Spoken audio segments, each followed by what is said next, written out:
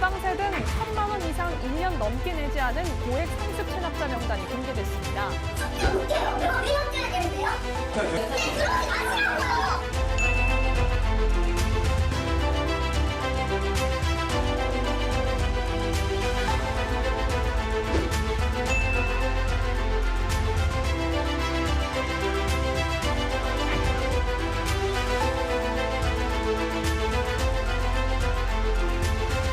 국세청은 생계형 체납자의 경제적 재기를 지원하기 위한 체납액 납부 의무 소멸 제도를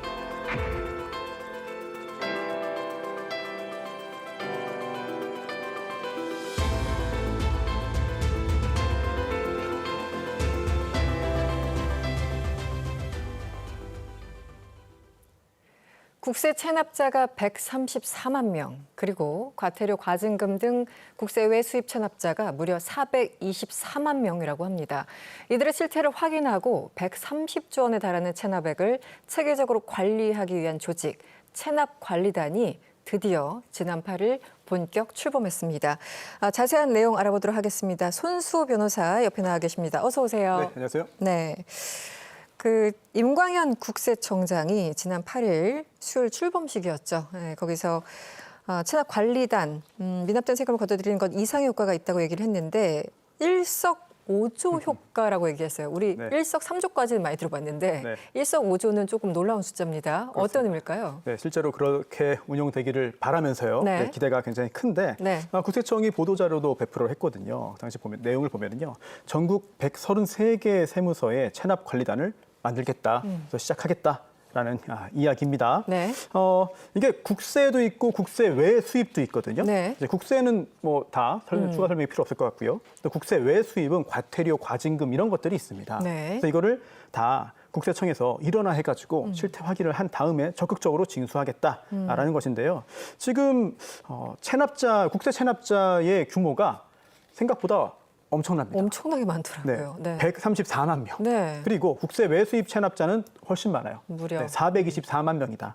이거 다 전수조사해가지고 실태 확인한 다음에 전국 세무서를 거점으로 해서 다 징수하겠다. 그리고 그 역할을 체납관리단이 하겠다라는 것인데요. 특히 이번에 국세청장이 영상 메시지를 통해 가지고 네. 이 체납관리단이 직원들이 직접 현장에서 쌓아가는 그런 성과들이 앞으로 체납관리의 어떤 자료가 될 수도 있거든요. 네네. 그런 사명감을 가지고 자부심을 가지고 책임감 있게 해주기 바란다라는 말을 했고요. 그리고 성과를 좀 한번 봐야 될 것 같습니다. 네, 우선. 어떤 성과가 있었습니까? 80일 만에 100억 원을 징수했습니다.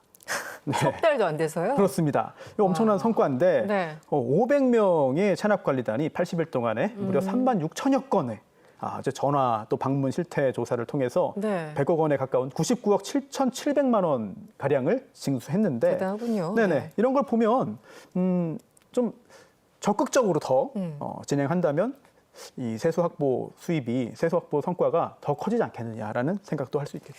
궁금한 거는 일석오조라고 했는데 예를 들면 이렇게 빠른 시일 안에 징수할 수 있는 효과도 있고 네. 일자리 창출도 되고 이런 것들 다 하니까 한 5가지 효과가 있더라 이런 뜻입니까? 네, 그렇습니다. 네. 사실 어찌 좀 범위를 넓혀보면은 네. 5개가 아니라 더 많을 수도 많을 수도 있어요. 있어요. 네, 왜냐하면 뭐 직접 딱 그 지적을 한 건 아닙니다만 제 개인적으로는 결국 세금 안 내면 다 징수된다. 어차피 내야 되는 거고 안 내려고 도망다녀봤자 또 가산세 내야 되고 네, 네. 결국은 더 많이 내야 된다. 이런 인식이 더 확고하게 국민들에게 자리 잡게 된다면 네네. 앞으로도 이런 탈세라든지 이런 네. 국세 미납 이런 것들이 더 줄지 않겠느냐.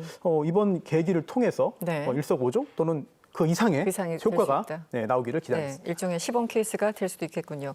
그런데 일반 국민들이 저를 포함해서 좀 궁금한 건 네. 그동안 사실 우리 뭐 TV나 이런 걸 통해서 이렇게 체납한 사람들 집에도 찾아가고 네. 뭐 자동차도 압수하고 등등 그 장면들을 많이 봤고 네. 이미 지자체에서 이런 것들을 운영하고 있다고 알고는 있었어요. 네, 그렇습니다. 그런데 이번에 출범한 조직과 기존에 있었던 조직과 어떻게 다른지 좀 설명해 주시죠. 예. 기존 조직 있고요. 지금도 계속해서 병행해서 진행이 됩니다. 네. 그러니까 지방세 체납관리단은 기존에 있었던 것이고 앞으로도 역할을 계속 수행해 나가는 것인데요. 네. 혹시 기억하시는지 모르겠습니다. 예전에 KBS에서 네. 좋은 나라 운동본부였나요? 네네. 네, 최불암 씨가 나왔던 그 맞아요. 프로그램에서 38 기동대 네, 가서 찾아가고 따고 저도- 들어가고 네네. 뭐 금고 열어가지고 뭐 수표 다발, 현금 다발 맞아요. 보여주고 찾아갔더니 너무나 당당하게 돈 없는데 왜 그러냐? 국가가 나한테 뭐 해줬냐? 이렇게 따지는 것도 나오고 네. 굉장히 큰 충격을 줬던 네. 그런 영상들 보신 분들 많이 계실 겁니다. 근데 거기서 이 38 기동대가 이 헌법 38조에 있는 국세의 의무 그걸 따가지고 38 기동대라고 한 아, 거잖아요. 그렇군요. 네네. 그런데 네. 그거는 국세 관련돼서 이 국세청에서 직접 운영한 팀이 아닙니다. 서울시가 한 거예요. 아, 그렇구나. 네, 서울시에 있는 그런 팀이거든요. 네. 그러다 보니 일반적으로 우리가 많이 접하던 그런 찾아가가지고 지금도 영상에 나오고 있죠. 집에 들어가서 현금 찾고 네. 금괴 찾고 금고 열고 네. 뭐 상품권에 어떤 회원권에 네. 이런 거 찾아가 보는 거 있잖아요. 대부분은 저게 당시 지자체에서 지자체에서? 운영하던 것들이 많았습니다. 아, 그게 그래서 근본적인 차이다. 그렇습니다. 운영이 되고요. 계속 운영이 되고 이번에 또 새롭게 저희 국세청의 체납관리단이 또 적극적으로 이 임무를 수행하는 거죠. 알겠습니다.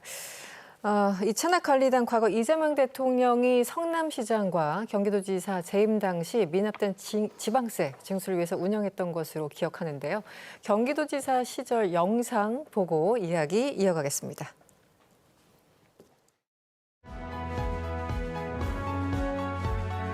경기도 체납관리단 출범을 선언합니다.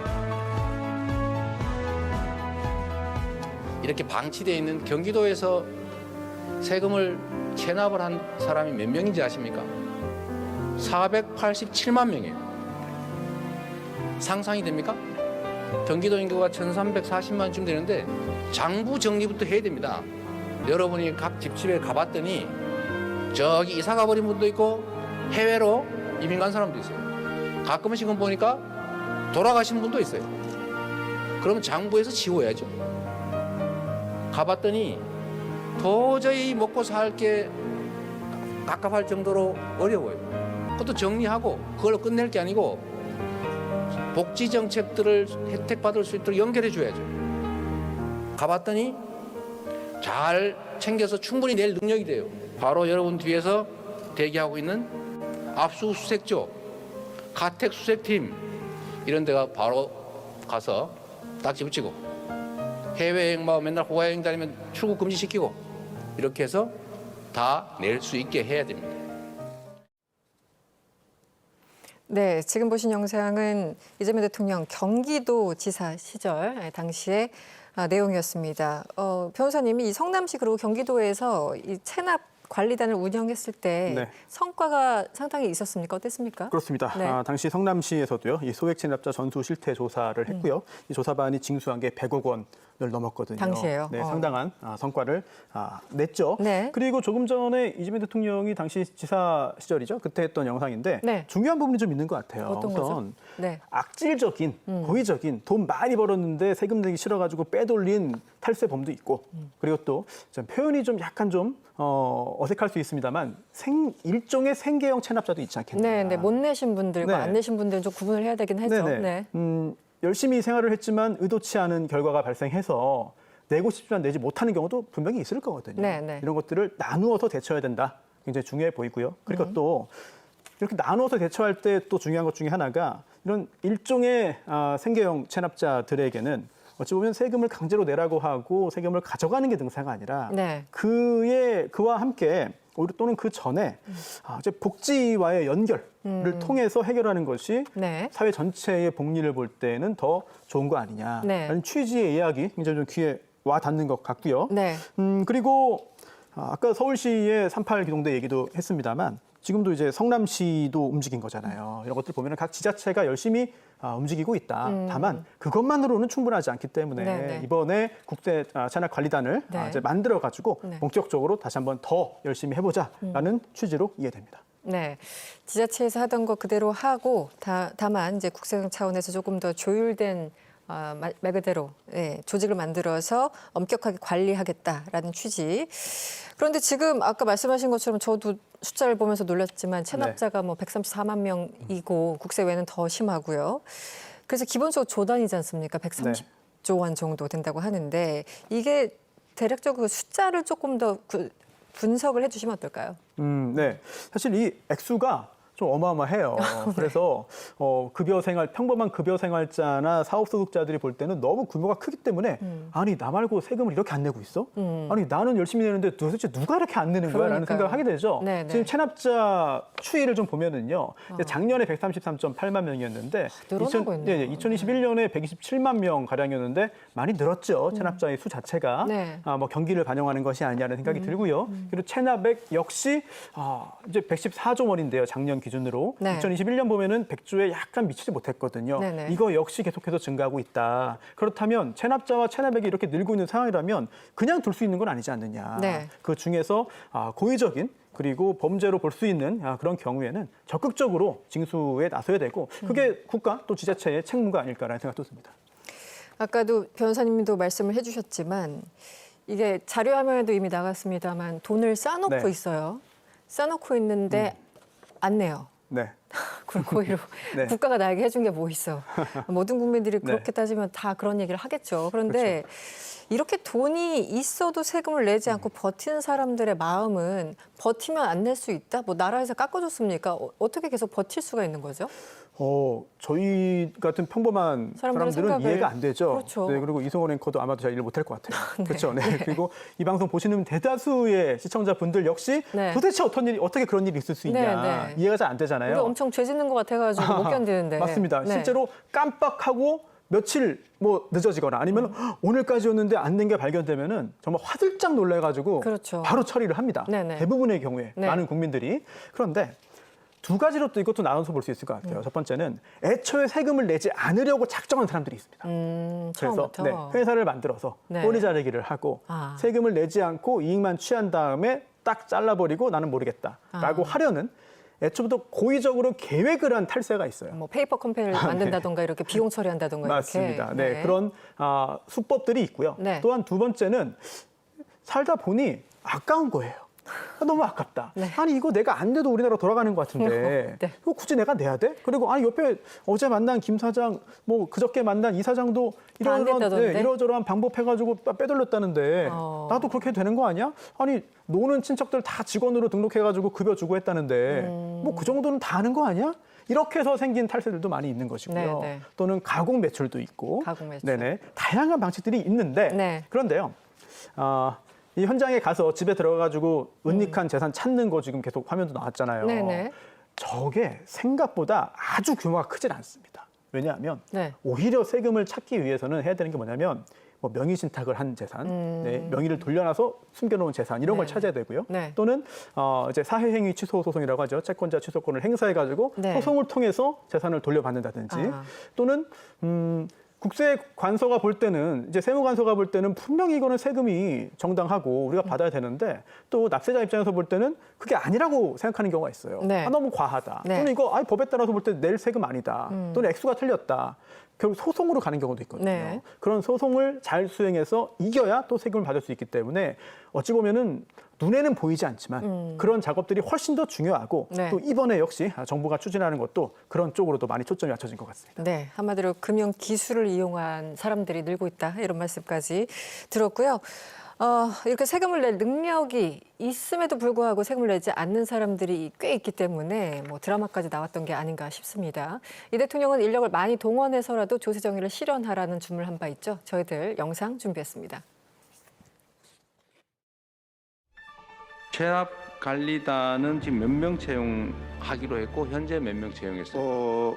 오늘까지 해서 500명을 일단 기간제 근로자를 모집을 하고 있는데 지금 현재 한 3,000명 정도가 지원을 해서 6대1 이상의 몇 명 뽑으려고 그런다고? 예. 몇 명 뽑을 생각이에요? 예, 총 몇 명? 4,000명 생각하고 있습니다. 공무원들은 생각이 희한하던데 그 뭘 그리 아까워해요? 세금 저기 떼먹고 또는 안 내고 있는 거 그거 이제 받아가지고 월급이라도 주면 조세정이 실현되고 일자리 만들고 좋지 않습니까? 네, 인건비 부담 때문에 그런 인건비보다 거군요. 더 많이 나온다니까? 예, 그렇게 잘 안내를 하겠습니다. 저도 예전에 저런 생각 많이 했는데 인력 네. 충원해서 인건비가 한 50억 나와도 아까 네. 우리 80일 만에 100억 징수했다면서요. 네. 그러면 충분히 소위 말하는 남는 장사잖아요. 네. 왜 안 하고 있었던 건지 그걸 대통령이 지적을 했고 당시 이제 행정안전부 장관이 호응하는 그런 모습이었습니다. 조금 설명해 주시죠. 네, 네. 물론 뭐 세무 행정을 다 이제 계산기를 두드려 가지고 할 수는 없겠습니다만 네. 뭐 설령 손해 보는 일이라 하더라도 해야 되는 거죠. 그렇죠. 하지만 원칙은. 아니 근데 인건비보다 훨씬 더 많이 징수할 수 있다면 더더욱 적극적으로 해야 되는 거 아니냐라는 맞습니다. 생각 저도 역시 동의하고요. 네. 그런데 이번에 일단 이제 7월부터 6개월 동안 한시적으로 근무하는 이 체납관리단을 5,500명을 이제 채용을 합니다. 5,500명. 네네. 네. 그런데 이게 생각보다 지원율이 높아요. 아, 그래요? 예. 그래서 평균 경쟁률이 4.5대 1 이 정도인데요. 근데 이거 과거 사례와 함께 좀 묶어서 봐야 될 것 같습니다. 네. 왜냐하면 찾으러 가잖아요, 집에.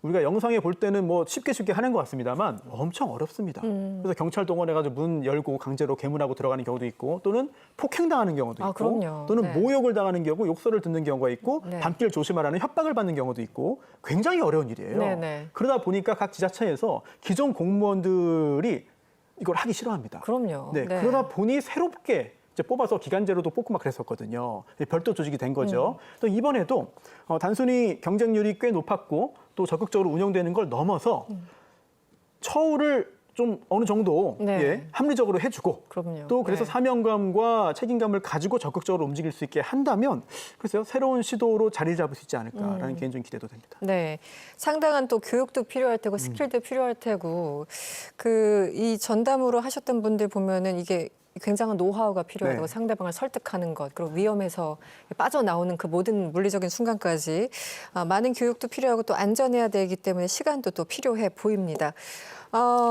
이게 앞으로 이제 세금을 걷는 일도 이제 중요하지만 아까 이재명 대통령 그 과거 발언도 그렇고 현황을 일단 파악해야지만 거둘 수 있잖아요. 네. 심지어 아까 얘기하다 보니까 해외로 도피한 사람도 있더라. 네. 그러니까 현황이 제대로 정리가 돼야지만 그 다음에 이제 추징 단계 넘어갈 텐데 이 부분은 어떻게 하면 좋을까요?